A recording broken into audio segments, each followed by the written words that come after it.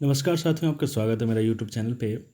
साथियों, आज हम लोग डिस्कस करेंगे जो नया कोर्स अवेलेबल हुआ है दीक्षा ऐप पे, सामाजिक एवं भावनात्मक शिक्षण SEL, उसके मॉड्यूल 3 के बारे में। मॉड्यूल 3 जो है इसके अंतर्गत है सामाजिक एवं भावनात्मक शिक्षण के अंतर्गत इसके चिंतनशील प्रश्न को हम लोग आज डिस्कस करेंगे। ठीक है, तो चलिए स्टार्ट करते हैं। चैनल पे आप नए हैं तो चैनल को ज़रूर से ज़रूर सब्सक्राइब कर लें। तो देखिए, कुछ कहानी दिए हुए हैं, उन कहानियों को समझेंगे, फिर सारे सवालों को हल करेंगे। ठीक है, चिंतन करेंगे। कहानियों को पढ़ें और छात्र के सामाजिक और भावनात्मक विकास पर विपरीत परिस्थितियों के प्रभाव को समझें। ठीक है, ये कहानी है। रक्षा अनाथ है, वह एक अनाथ आश्रम में रहती है। उसके माता पिता इस दुनिया में नहीं है। उसे याद है कि उसके पिता ने उसकी माँ को पीट पीट कर मार डाला था। यह पहली चीज़ थी जो उसने किसी के साथ साझा की थी, और यही पहली बात है जो उसे याद है। उसकी दादी ने तब से उसकी देखभाल की, और फिर बाद में दादी ने उसे अनाथ आश्रम में छोड़ दिया। रक्षा ने बताया कि वो अनाथ आश्रम में आकर बहुत खुश है, क्योंकि उसकी अन्य लड़कियों के साथ दोस्ती है। लेकिन उसने यह भी बताया कि वह अभी भी माता पिता नहीं होने से खालीपन महसूस करती है, और उसे लगता है कि उसकी ज़िंदगी में खालीपन है। ठीक है, ये कहानी है। अब इसी से रिलेटेड चिंतन करना है आपको। जो सवाल है उसको, पहला सवाल है, रक्षा द्वारा अनुभव की गई विपरीत परिस्थितियों को पहचानें। आपके पास 4 ऑप्शन है। कम उम्र में हिंसा, अस्वीकृति, प्यार और देखभाल की कमी, उपरोक्त सभी विकल्प। तो इसका सही आंसर हो जाएगा उपरोक्त सभी विकल्प। ठीक है, फिर आगे बढ़ते हैं, देखते हैं अगला सवाल क्या है। अगला सवाल है, इन विपरीत परिस्थितियों का रक्षा के जीवन पर क्या प्रभाव पड़ा। तो ऑप्शन है, अच्छी तरह से अध्ययन करने लगी और पहले से ज़्यादा जिम्मेदारी लेने लगी, किसी भी गतिविधि में दिलचस्पी नहीं लेना, अजनबियों से दोस्ताना व्यवहार करने लगी, उग्र और क्रोधित होने लगी। तो इसका सही आंसर जो है वो आपको समझने का प्रयास करना होगा। देखिए, इसका सही आंसर, उपयुक्त आंसर लग रहा है कि अच्छी तरह से अध्ययन करने लगी और पहले से ज़्यादा जिम्मेदारी लेने लगी। ठीक है, साथ ही साथ आपको गौर करना कि उग्र और क्रोधित तो हल्की फुल्की होती थी, लेकिन उपयुक्त आंसर आपका ए नंबर सही होगा। आगे हम लोग देखेंगे। नंबर 3 जो है वो है, अभिरक्षा को निम्नलिखित में से क्या करना चाहिए। ठीक है, तो 4 ऑप्शन है। एक संरक्षक वयस्क जो उसकी भावनाओं को समझे और उसको आगे बढ़ाने में मदद करे। परिवार के कुछ अन्य सदस्यों के पास चले जाए और उसकी परवरिश कर सके। स्वयं को अपनी रुचि के अनुसार गतिविधि में व्यस्त रखें। खुद के लिए अधिक जिम्मेवार बने। तो इसका सही आंसर जो है वो ए नंबर हो जाएगा। एक संरक्षक वयस्क जो उसकी भावनाओं को समझे और उसको आगे बढ़ाने में मदद करे। चलिए, ये तो 3 क्वेश्चन इसमें हुआ। फिर अगला जो कहानी है वो है, ये आपको समझना होगा जी।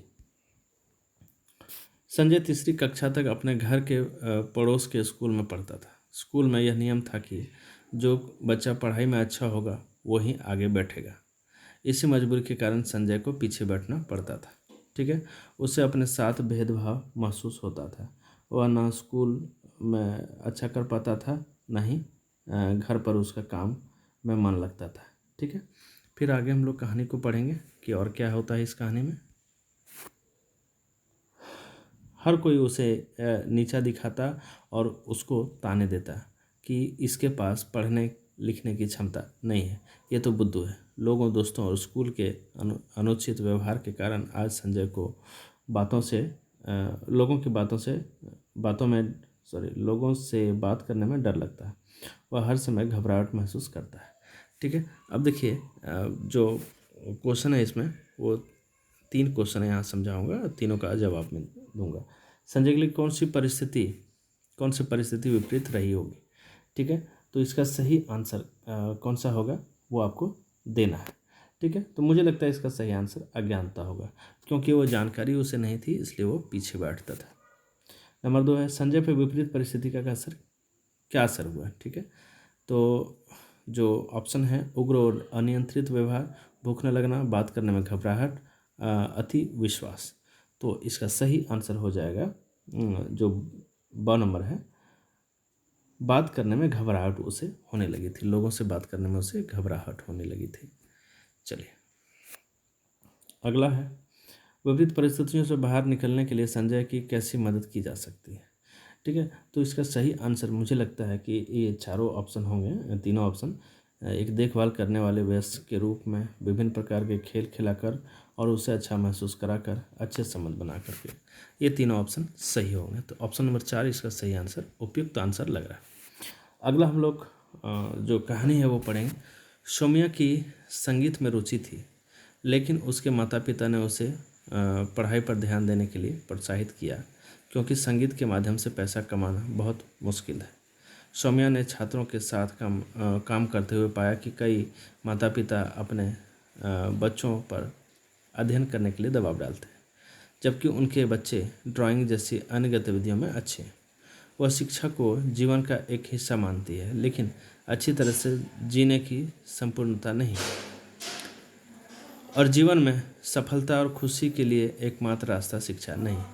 उसके माता पिता के पास भुगतान करने के लिए एक बड़ा ऋण है, और उन्हें लगता है कि केवल शिक्षा ही इस समस्या से बाहर निकलने का एकमात्र रास्ता है।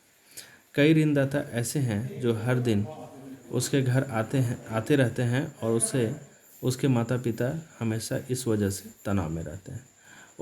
उसने अपनी कहानी एक ऐसे व्यक्ति को बताई जिसने उसको समझा और पाया कि उसे नृत्य करने में रुचि है और वह अच्छा नृत्य करती है। अब वह जिम में काम करती है, नृत्य सिखाती है और अच्छा जीवन जीती है, लेकिन उसके माता पिता अभी भी संतुष्ट नहीं है। तो ये तो कहानी थी। चलिए अब इसके जो प्रश्न हैं वो उसको हम लोग समझने का प्रयास करें। सौम्या के लिए कौन सी परिस्थिति रही होगी। ठीक है, तो ये देखिए, भावनाओं का त्याग हो गया सौम्या के लिए। ठीक है, भावनाओं का त्याग हो गया था कि वो जो चाहती थी वो नहीं हो पाया, उसके माता पिता कुछ और करने को कह रही थी। इन विपरीत परिस्थितियों का सौम्या के जीवन पर क्या प्रभाव हुआ। ठीक है, तो इसका आंसर जो है, सही आंसर जो है मुझे लगता है, दबाव और उम्मीदों की वजह से तनाव उसमें आ गया था सौम्या में, चूँकि उसके माता पिता कह रहे थे कि पढ़ाई पे ध्यान दो। खुद नंबर 3 जो है, सौम्या को इस परिस्थिति में क्या मदद करेगा। तो इसका सही आंसर मुझे लगता है कि ऑप्शन बी और सी दोनों होने चाहिए। एक सहयोगी संरक्षक जो उसे आगे बढ़ने में मदद करे, जीवन को बेहतर ढंग से जीने के लिए कौशल। ठीक है, तो चलिए अगला हम लोग जो स्टोरी है वो पढ़ते हैं। रंजीत बताता है वह तीसरी कक्षा में था तब उन्हें शिक्षक द्वारा वाक्य लिखने को कहा गया था। उस समय उसके मन में विचार आया कि जब वह अक्षर नहीं पहचान पाता तो कैसे वाक्य लिख पाएगा। उसकी इस प्रतिक्रिया पर स्कूल के अधिकारियों ने उसे कोई सहायता तो दी नहीं, लेकिन वाक्य न लिखने पर शिक्षक द्वारा उसकी पिटाई की गई। अपने अक्षर न पहचान पाने और शिक्षक द्वारा उसकी की गई पिटाई से वो बहुत दुखी हुआ, और उसने सोच लिया कि स्कूल उसके लिए सुरक्षित जगह नहीं है। घर जाकर उसने यह घटना अपनी माँ को बताया कि वह आगे अब नहीं पढ़ना चाहता। तब उसके पालकों ने उससे कहा कि स्कूल नहीं जाना इस समस्या का हल नहीं है। तो चलिए जो प्रश्न है उस पर हम लोग चिंतन करते हैं। रंजिता के लिए कौन सी विपरीत परिस्थिति रही होगी। ठीक है, तो 1 नंबर का जो है सही आंसर मुझे लगता है कि भावनाओं का त्याग यहाँ हो सकता है। ठीक है, नंबर 2, रंजित पर विपरीत परिस्थिति का क्या असर हुआ। ठीक है, तो इसका सही आंसर हो गया कि वो कुंठित रह गया। ठीक है, वह दबाव में कुंठित में रह गया। चलिए आगे हम लोग देखते हैं। रंजित को इस स्थिति में क्या मदद करनी होगी। ठीक है, तो इसका सही आंसर जो है वो आपको देखना होगा यहाँ पे। इसका सही आंसर मुझे लगता है कि सभी ऑप्शन सही हैं। चलिए देखते हैं। स्कूल और घर में प्यार और सुरक्षा, खेल और अतिरिक्त गतिविधियों में सम्मिलित रखना, ऐसा मंच देना जहाँ वह अपनी भावना और चुनौतियों को साझा कर सके। तो ऑप्शन डी जो है सही होना चाहिए। चलिए ये तो आपके हुआ मॉडल 3 के सभी प्रश्न जो जिस पे आपने चिंतन किया। अब मॉडल 4 हम लोग देखेंगे, तो चैनल पे बने रहें, चैनल को सब्सक्राइब करें। Thanks for watching.